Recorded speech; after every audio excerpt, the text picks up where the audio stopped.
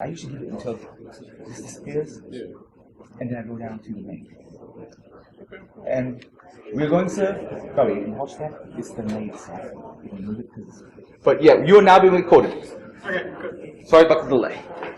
Alright, looks like we got a full room. Volume okay in the back. Do I need to yell louder?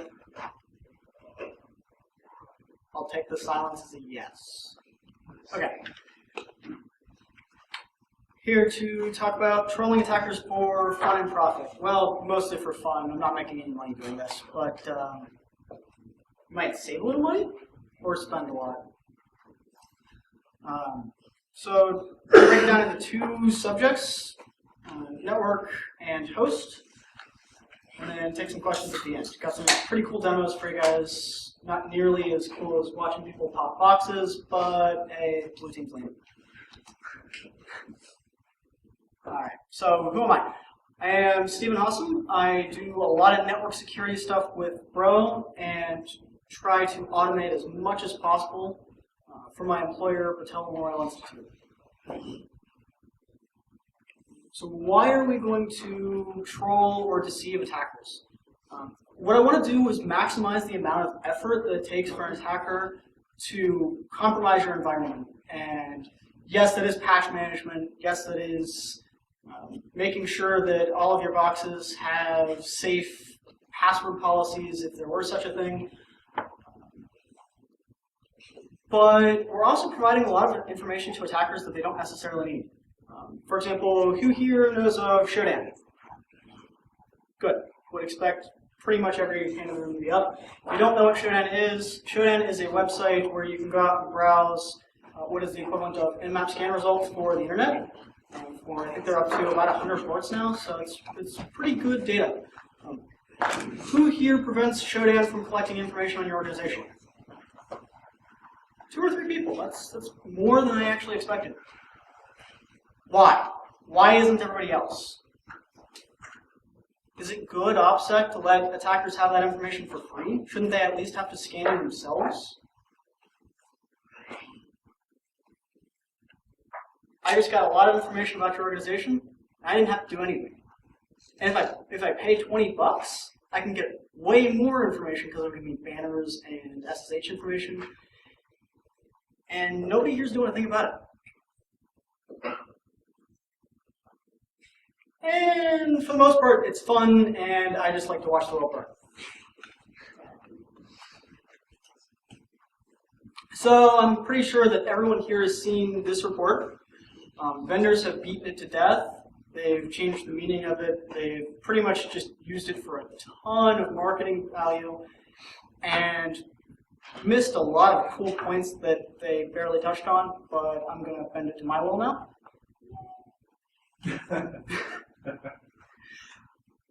In that report, you're probably pretty familiar with what they called the kill chain.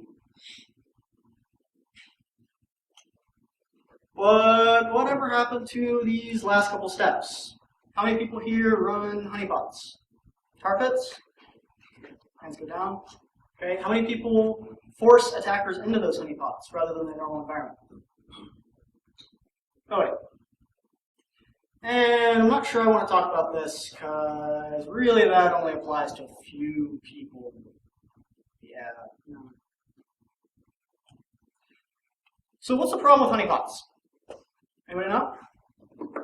If I'm an attacker and I find out you have a honeypot, why am I going to continue to communicate with it? First of all, I have to choose to attack that honeypot.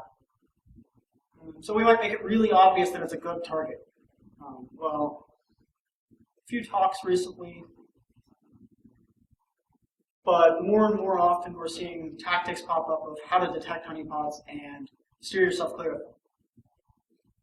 In many cases, we as defenders don't know what looks obviously like a trap to attackers, so we'll set up the most blatant open target we can think of, and then wonder why we're only getting automated scanners to go after it. And even though you've got your honeypot set up, and you're detecting people connecting to it, who's making use of that data and blocking people who actually contact it? Who's doing creative stuff with that data? Anybody actually have a report or block people based on who communicates with honeypot? Why do you run it? In all seriousness, if you're not doing anything with it, then you're spending a lot of effort on just doing something cool. And I'm all for doing cool stuff, but at the end of the day, I have to tell my employer why I'm wasting time doing cool stuff. If you waste a bunch of time and you can't show anything for it, it decreases the amount of cool stuff I get to do. So they can also attack other targets. Just because you have your honeypot there doesn't mean I can't just go attack your production web server once I figure out that I'm wasting time on that. So we're going to talk about our first case. And the first case is network-based deception. So I want to modify or change the network in such a way that it presents bad or useless data to the attackers. We take the case of Shodan. And one of the cool things you can do is, like I'm sure people in the back who raise their hands are doing, is block their IP addresses.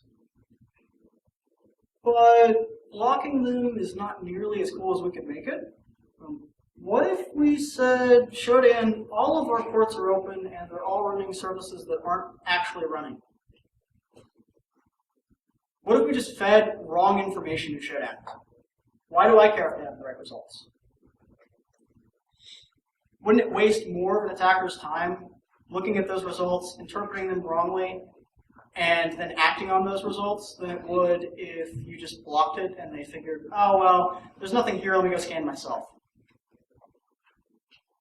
Even if we're talking in the magnitude of minutes, it's still more effective. There have been a lot of technical advances in redirecting traffic, and if you're a network guy, I'm really, really sorry. Because I'm about to make you hurt a lot.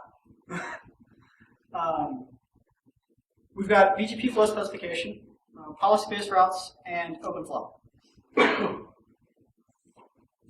When we talk about flow spec, what we're talking about is an extension made to BGP under RFC 5575. If you are having trouble sleeping tonight, go on. I've got a link here. If you want to know what it is afterwards, I'm happy to email it to you. But flow specification was actually a pretty lengthy addition to BGP that very few hardware vendors are supporting right now. When you look at hardware that supports it, we're mostly looking at carrier-grade equipment through Cisco and hardware through Juniper. I don't know of other hardware vendors that support it, but what I do know is that BGP with OpenBGP under BSD supports it just fine. So if you want to build your own router at home under BSD and then install OpenBGP, you could totally do that. If you want to do that at work, I think you might get just a little bit of pushback. So look for your standard MX hardware from Juniper, and word is that sometime in the near future Cisco will support it under the ASRs, but who knows when they could support it. I do know that they support it on their carrier-grade equipment, but my guess is if you're here, you probably can't afford that equipment at your workplace. If you can, I'd love to talk to you. Anybody hired? Kidding. BGP FlowSpec supports what is called redirection. There are several actions you can take on it, but basically what it allows you to do is route based on flow rules. So you could say from this source to this destination on this port, even though they're currently connecting to this web server, I've found something about that flow that's bad. So insert a FlowSpec route, and every time they go to connect to me from here on out, redirect them over here to a honeypot. I've now taken them away from my production environment, provided them a real environment to play in, and said, hey, guess what? This box is responding on all IP addresses, so you may figure it out. There's not a whole lot you can do about it, because every time you try to connect to a different IP address, you're still getting a honeypot. You can move around as much as you want, but oh well. You can use several different honeypots to do this. One of my favorites is Honeybee. Yes, it hasn't received a patch in a very long time, but it's simple and it just works, which is really all you need. It also allows for a lot of the functionality I'm talking about, such as spinning up a listener for every IP address in Class A. So if you want to listen to a whole class A, go for it. If you want to create random hosts on that class A for every other IP address, totally supportable. We also have policy-based routing. There are some tricky pieces with this. The configuration on most firewalls is different. I do know that pfSense and Palo Alto support them. If you have a McAfee firewall, it happens to be one of the old Sidewinders, I think what they're calling just the McAfee firewall now, as opposed to their StoneSoft. I know that that supports it. Once again, it's going to make your network people really not like you if you do this stuff, because now you're taking layer 3 and making it not perform in the way that it's supposed to. You're bypassing the routing table and saying, go over here instead. And sit down and have that conversation on a serious level with your network engineer. They're not going to like you at first. It'll take a little while to actually get them to say, okay, do this. So introduce the idea slowly. Within pfSense, you have to make a few modifications to the functionality of it to get it to work under my tolerance levels. And in Palo Alto, it's pretty easy to set up. Unfortunately, Palo Alto is not in the business of giving away free firewalls. So I can't show you that today, but if you talk to me afterwards, I can tell you where to look for and even send you a guide and email that they've released on how to do policy-based routing. And then OpenFlow is the one I know the least amount about. I've never actually worked in an organization that has implemented OpenFlow, but I do know that you can change the destination of flows with OpenFlow. And it's probably going to be way more complex than you really need. I think that at the end of the day, if you want to put this in a production environment, BGP FlowSpec's your most supportable route. There are some very good open source controllers where you can insert BGP routes. I don't know that OpenFlow has made a lot of ground yet, and I would be wary if I were a network engineer and letting you spin up OpenFlow just for a security product. That seems like a lot of investment. So I've got my first demo for you. What I want to show you is I've got an attacker box, a target machine, a honeypot, a firewall, and Bro IDS listening and acting on traffic automatically. So say that we have an unplugged device from my VM. Say we have an attacker, and all we're going to do is nmap a box, right? It's not a very complex attack, but using things like Bro, you can do this on very complex attacks. For example, there are very good signatures out for shell shock. So when shell shock came out, how many people rushed and lost their minds to patch really fast? Took more than a couple of hours, right? Anybody look to see if they were scanned for shell shock? Anyone do full packet capture and play back their traffic into their IDSs to look to see if they were hit with it? Bet you were. Maybe not successfully, but somebody scanned you. Some curious person in your security organization probably went to that web page where you could scan from the web page, and you at least gave those people information that you were vulnerable to shell shock, which is another funny blue team OPSEC issue.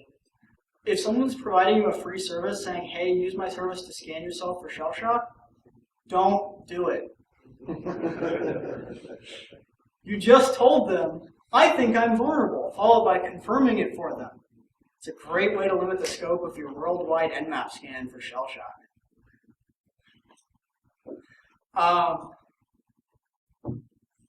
So let's go ahead and scan the target machine. If you go here, you open the real CD.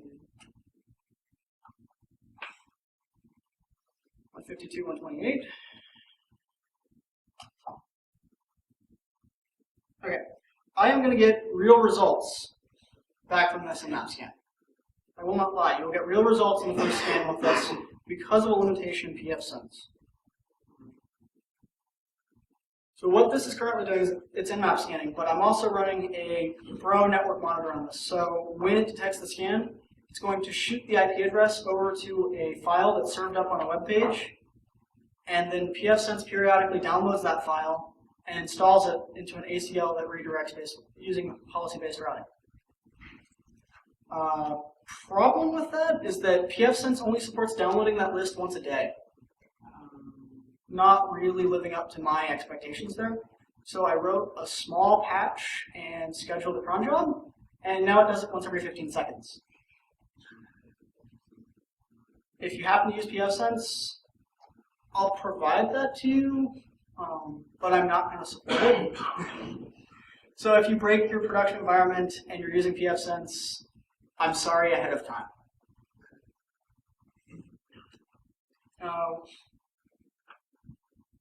We want to take a look at the ACL for pfSense. Ooh.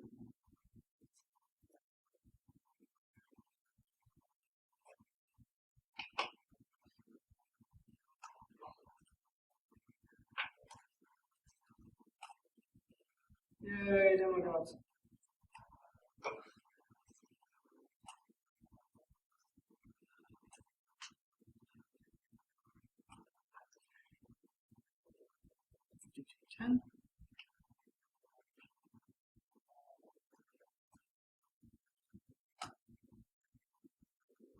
Let's try.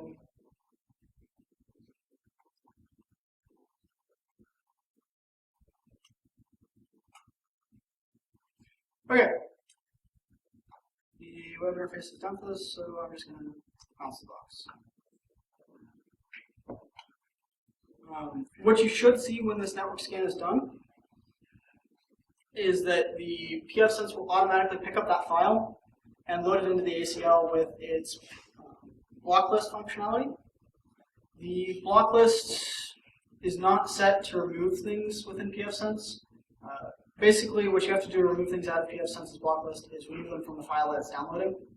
Every time it downloads the file, it reloads it. And getting that to work properly can sometimes be a little rough.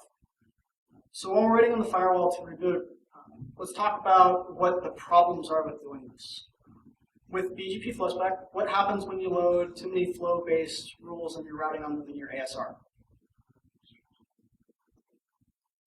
ASRs aren't really meant to do traffic redirection with your flow-based rules, and it's not doing it in hardware, which means that you can quickly crop out your ASR.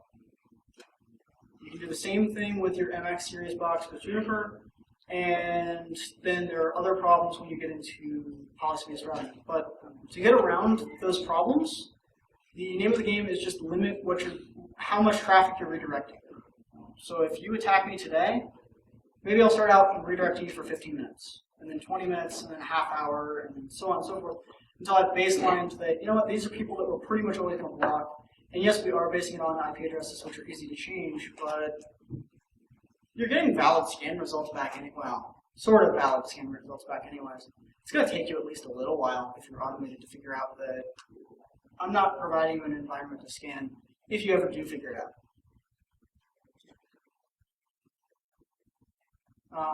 The problem that I frequently run into with using policy-based routing is that firewalls have state tables.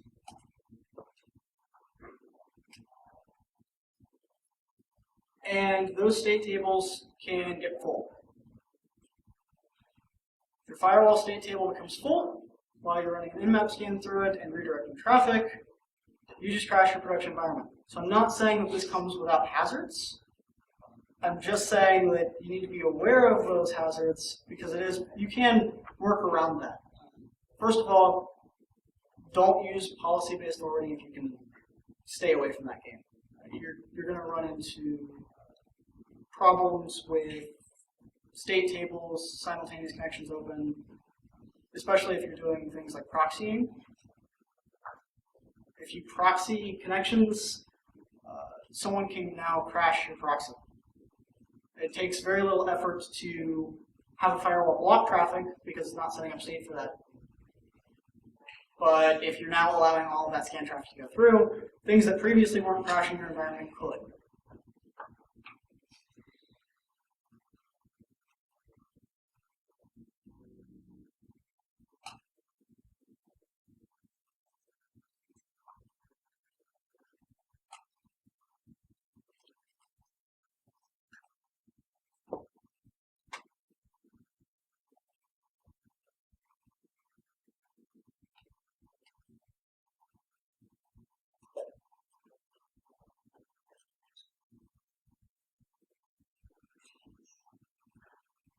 I'm starting to wonder if my network's in.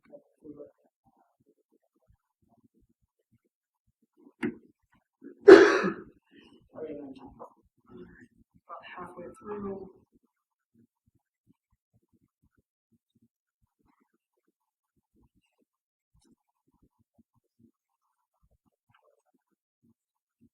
Okay, let's see if we can take a look at the.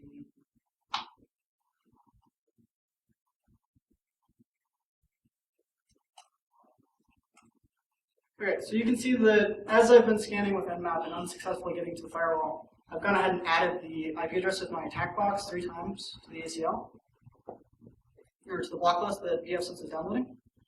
And while I can't get to the web interface, the only networks that I have set up in VMware are available right here. So we've got .235, .152, .196, and .193. 193 is technically inaccessible from this VM. So what happens if we scan?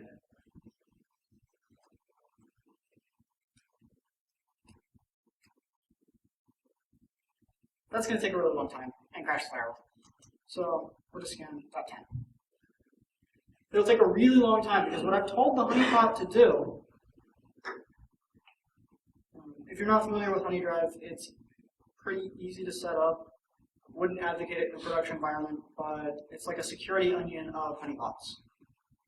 So you can quickly set up Dianea, HoneyD, 2 or 3 other honeypots like Conpot, and play around with them so you get a feel for whether or not you like them, and then build your own installation that you trust and you manage that you can then use in your production environment.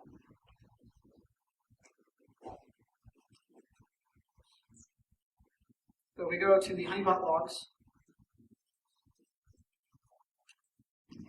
And we tail honeyD.log. You can see that I am currently scanning the 225.10 address, and it is responding. So the attacker is under the impression that 225.10 exists as a real host and is responding on all ports. You have no more information about my environment now than you had 3 seconds ago. Now, depending on how devious you want to get with this, you can do things like spin up real mail servers and accept mail, and set your window size just small enough, but not too small. Window size 0 really doesn't work all that much. People have caught on to their low. But window size 3, that'll work. I can control how many characters you can send that SMTP server, and it's really not costing me all that many resources, because if the honeypot fails and doesn't keep up, then what do I care, right? The firewall crashing on the other end I do care about, so be careful with that. Do this with BGP. In all seriousness, if you're going to do this in your production environment, do it with BGP. BGP will stand up a lot longer than your firewall that's actually tracking session state. If you have a really overpowered Palo Alto 5000 unit, you might be able to get it done. Be careful how long that ACL gets if things are redirecting. Maybe add into your code a clause that says if it hits n number of IP addresses, then first in, first out them. I have lots of ideas for how you could fix those problems, but the best option is to use BGP and just monitor the activity of monitor the CPU and resources of your ASR or your MX box and make sure that's not getting overloaded. Because the number of rules we're talking about is in thousands. It's not 3 rules, it's 1 to 5,000. Realistically, you shouldn't be redirecting 1 to 5,000 addresses at the same point in time if you're doing this properly. Because we only need to redirect the traffic so long as you're talking to me. So if you communicate with me, I determine you're bad, I ship you over there. Once I find that you no longer communicating with me, I can take you out of that resource pool to mishandle someone else.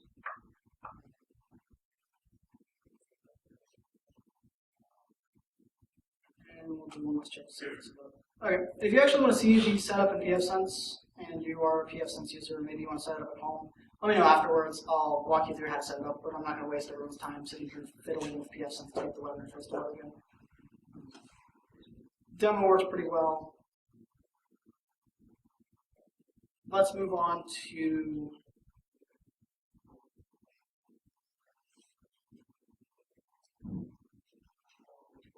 host-based deception. So we talked about the network and the network team and how we can make them angry.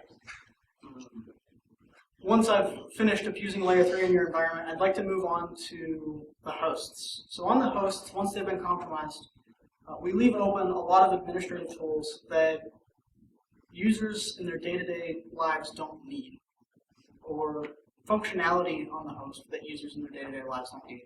And I'm passing widespread judgment there. So I'm saying you as a user don't need access to X, Y, or Z tool. What I can tell you is that with all of the technology that we have, it is possible to make any use case work for every user. It's just a matter of how much effort you're willing to put into these deception techniques, and if they really work out for you, that's great. The host-based stuff is the stuff that I put the least amount of thought into. So if you have any feedback, that'd be awesome. Because I'm definitely a network guy and not really focused entirely on the endpoints. So I want to make modifications to the host to confuse or mislead the attacker and still preserve a usable interface for the user. So I want to use your workstation as a live honeypot. Once someone is in and interacting with it, I want to make sure that the weird stuff that an attacker is doing on it, we can alert based off of that, and then using our layer 3 shenanigans, isolate your box and give you a full environment to play in that looks like my production environment.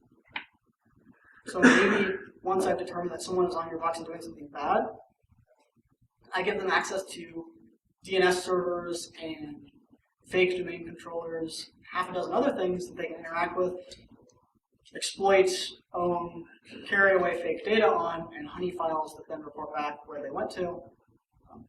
But the attacker is, either they catch on and they give up, which is cool, I'm fine with that, that's a really good result for me. Or they don't catch on and I eat into their time and they go, wow, and now that I figured that out, I really don't want to attack them again because I could spend 3 days in a honeypot.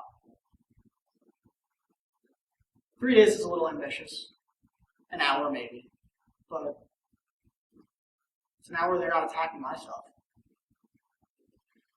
So how do you deceive attackers without impacting users? Let's talk about replacing system binaries. So anybody know what the net user command is, or just the net command suite in general?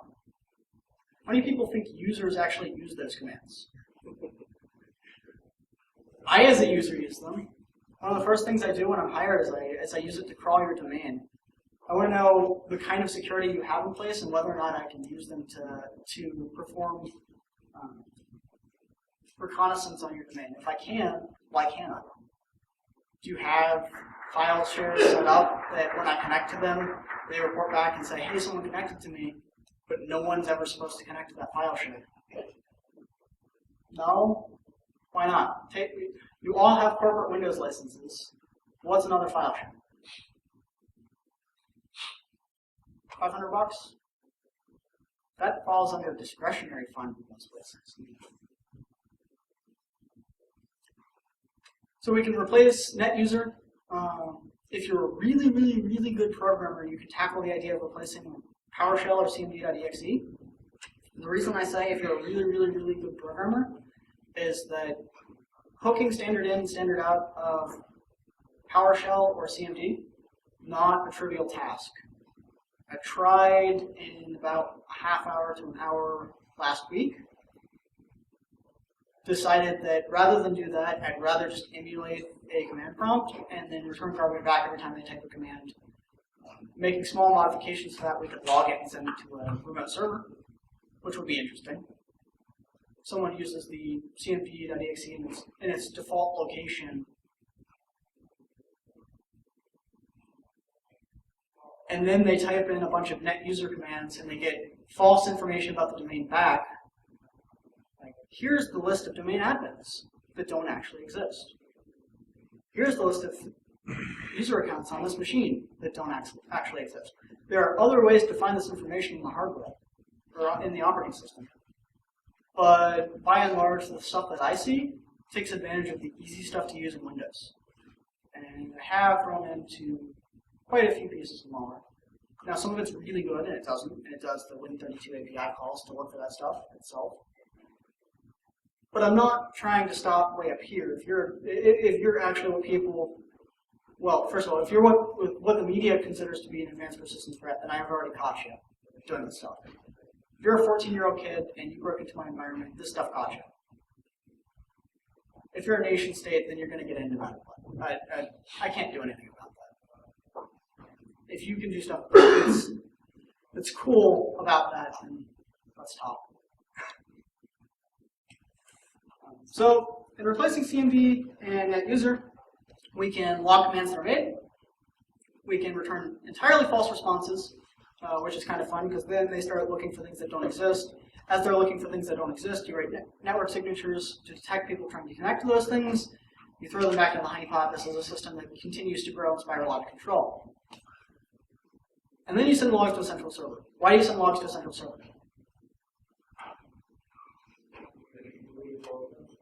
Exactly. So the problem with using host-based forensics is that once you've determined that that log's compromised, how much can you trust it? None. Probably can't trust it before it was compromised, but that's an entirely different subject. You definitely can't trust it now. You definitely can't trust the logs that are on it because the logs can be modified, rewritten, erased. They're no good. Send the logs off the system. I at least have some level of belief that unless they have intercepted the log on its way out of the PC, that it's safe. Now, when I write network communications with custom built apps like this, I like to do funny stuff.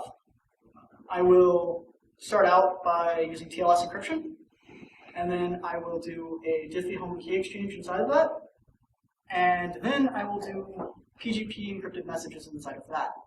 So if you'd like to spend, as an attacker, all day long reversing all three layers of that, cool.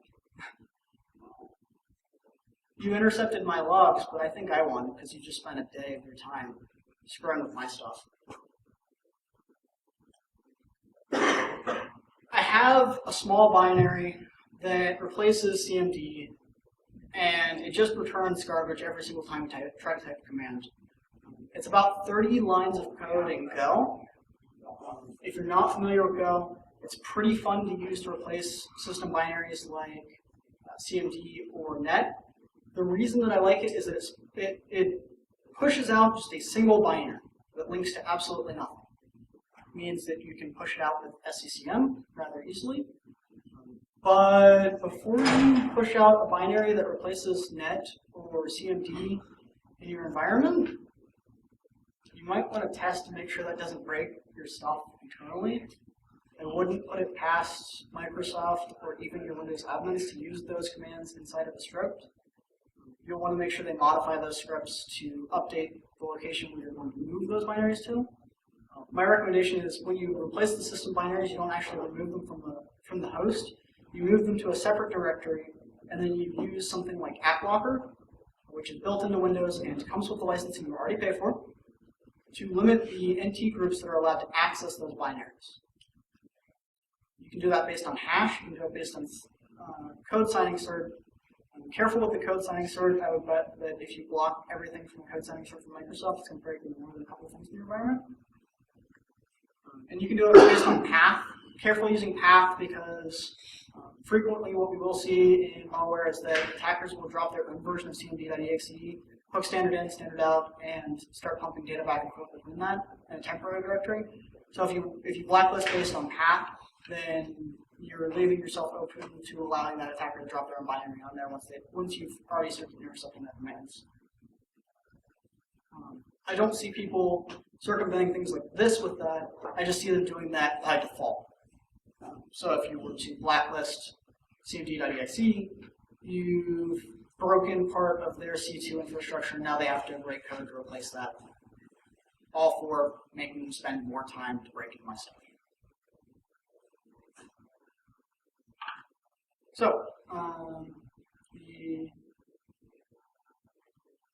application that I've written is here. Looks like a normal command prompt, but if you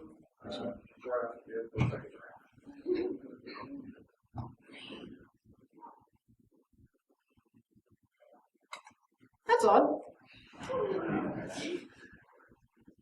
Where did you find the shell? It's a really cool shell, isn't it? Yeah. Don't know how that got changed from duplicate to giraffe, but that's cool. So here is this command shell that returns garbage. Like I said, 30 lines in Go, not a terribly large amount of effort, but obviously not going to keep me contained for long. I'm going to notice that none of the commands I'm used to using are available, and if something's up, so I'm going to disconnect and go on to something else, maybe pick a different target. But now I have to compromise something else or make modifications to this system to make it usable for my uses.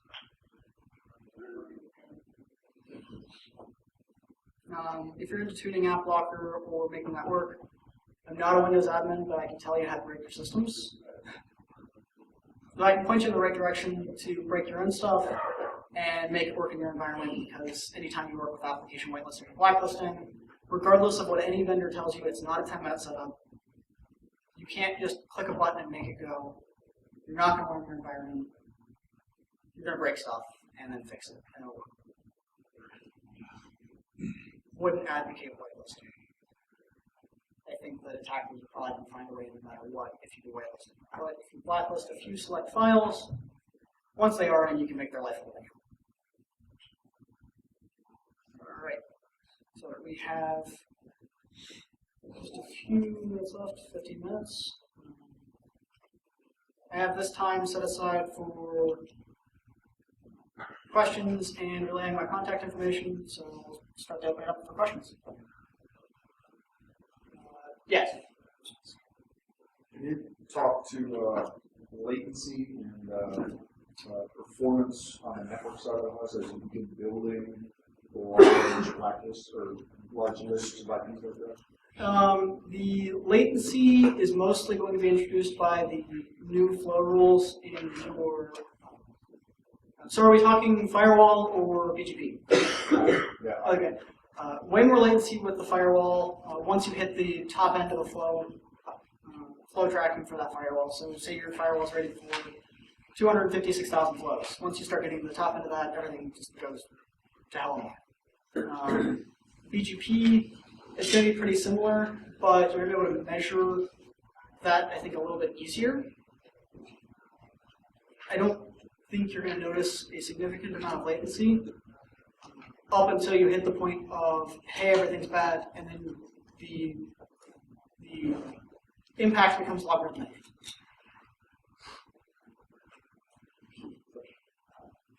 Have you looked at the Mirage project at all?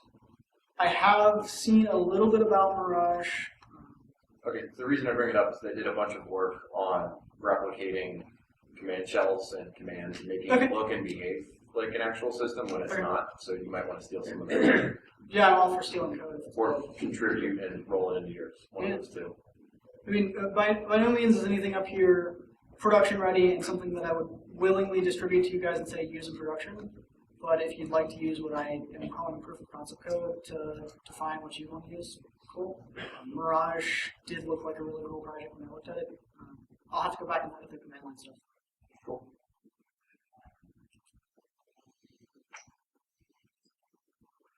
Other questions?